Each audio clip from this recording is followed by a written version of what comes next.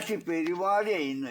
ഞാൻ സജി ചേർന്നാട്ട് ബ്ലോഗിലേക്ക് ഏവർക്കും സ്വാഗതം. ഇന്ന് നമ്മൾ ചെയ്യുന്നത് ചക്കപ്പുഴുക്ക്, നാടൻ ചക്കപ്പുഴുക്ക് എങ്ങനെയാണ് ഉണ്ടാക്കുന്നത് എന്നതിനെ പറ്റിയാണ് നമ്മുടെ വീഡിയോ. അപ്പോൾ എല്ലാവരും വീഡിയോ പൂർണ്ണമായിട്ട് കാണുക.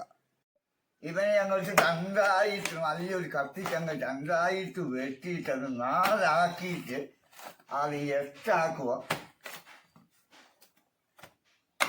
അത് എട്ടാക്കി അതിൻ്റെ ചുളയെല്ലാം അങ്ങോട്ട് ഇരിഞ്ഞങ്ങോട്ട് ഒരു മുറത്തിലേക്ക് ഇട്ട് അത് നമുക്ക് ഇനി എന്തൊക്കെ കാണിച്ചു തരാം ഞാനിനി. അപ്പോൾ നമ്മുടെ ചക്ക ഇതാ ഞാൻ ആദ്യം ഞാൻ രണ്ട് പീസാക്കി, പിന്നെ അത് ഞാൻ 4 പീസാക്കി, പിന്നെ അത് 8 അങ്ങനെ അത് 16 പീസാക്കി. ഇനി ഈ പീസാക്കിയതെല്ലാം കൂടി നമ്മളിങ്ങനെ ചുളയായിട്ട് ഒരു പാത്രത്തിലേക്ക് നമ്മൾ ഇരിഞ്ഞ് അങ്ങ് ഇടുക. അപ്പോൾ അതിന് ശേഷം പിന്നെ എന്താണെന്ന് വെച്ചാൽ നമ്മൾ ഇതിൻ്റെ സംഗതികളെല്ലാം കളഞ്ഞിട്ടുള്ള പരിപാടിയാണ്. അപ്പോൾ ഇനി നമ്മുടെ ഫസ്റ്റ് പരിപാടി ഇതെല്ലാം ഇരിഞ്ഞ് ചുള കളഞ്ഞ് എടുക്കുക എന്നുള്ളതാണ്.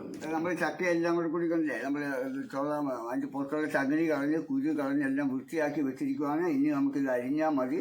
അരിഞ്ഞിട്ട് നമുക്ക് അടുപ്പിലേക്ക് വെക്കും. അതിന് നമുക്ക് അരിഞ്ഞതിന് ശേഷം ഞാൻ നിങ്ങളെ കാണിച്ചു തരാം. ഇതേപോലെയാണ് ചക്കയെല്ലാം നല്ല വൃത്തിയാക്കി നല്ല ഭംഗിയിലിട്ട് വെക്കുക.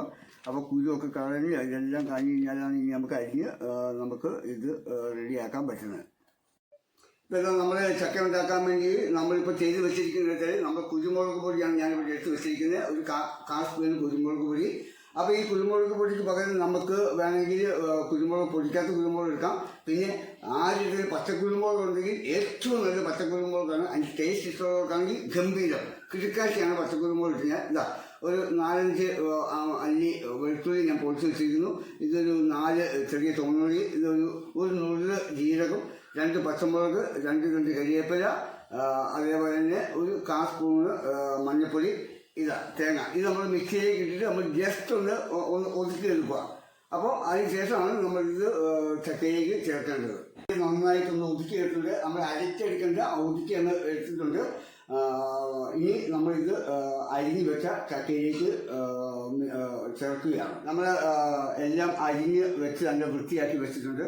അപ്പോൾ ഇനിയിപ്പോൾ നമുക്ക് ഇതിനകത്തേക്ക് ചെയ്യേണ്ടത് എന്താണെന്ന് വെച്ച് കഴിഞ്ഞാൽ നമ്മൾ ഇതാ നമ്മൾ അരച്ച് വെച്ച നമ്മുടെ അതെല്ലാം കൂടി തേങ്ങ അടക്കം നമ്മൾ ഇതിലേക്ക് നമ്മൾ ചേർക്കുകയാണ്. ഇനി നമുക്ക് ഇത് നല്ല നൂറുള്ള ചക്കയാണ്. അപ്പോൾ നമ്മൾ ചക്കയുടെ നൂറനുസരിച്ചാണ് നമ്മൾ വെള്ളം ഒഴിക്കേണ്ടത്. നമ്മൾ ഇതാ കുറച്ച് വെള്ളം നമ്മൾ ഒഴിച്ച് കൊടുക്കുക. ഏകദേശം ഒരു 3/4 കപ്പ് വെള്ളം നമ്മൾ ഒഴിച്ച് കൊടുത്താൽ മതി. പിന്നെ പാകത്തിന് ഉപ്പും ഇട്ട് നമ്മൾ നേരെ ഇത് അടുപ്പിലേക്ക് വെക്കും. എല്ലാം നമ്മുടെ ചക്കയില അടിപൊളിയായിട്ട് നല്ല വെന്തിട്ടുണ്ട്. എല്ലാം റെഡിയാണ്. നമ്മൾ ഒഴിച്ച വെള്ളം കറക്റ്റാണ്. അപ്പോൾ ഇനി ഇവനെ നന്നായി ഇറക്കി ഉടച്ച് ഒരു സൈഡിൽ അങ്ങ് എടുത്തിട്ട് അങ്ങോട്ട് ഇറക്കി നമുക്ക് ഉടച്ച് അങ്ങ് മറച്ച് അങ്ങ് ലെവലാക്കി അങ്ങ് എടുക്കുക. അപ്പോൾ ഇതാ നമ്മുടെ ചക്കപ്പുഴുക്ക് റെഡി ആയിരിക്കുന്നു. അപ്പോൾ നിങ്ങൾ എല്ലാവരും ഇതേപോലെ ചക്കപ്പുഴുക്ക് ഉണ്ടാക്കി ട്രൈ ചെയ്ത് നോക്കുക. ഒപ്പം നിങ്ങൾ ചക്ക കഴിക്കുന്നതിനിടയ്ക്ക് നിങ്ങൾ നിങ്ങളുടെ കമൻറ്റുകൾ രേഖപ്പെടുത്തുക.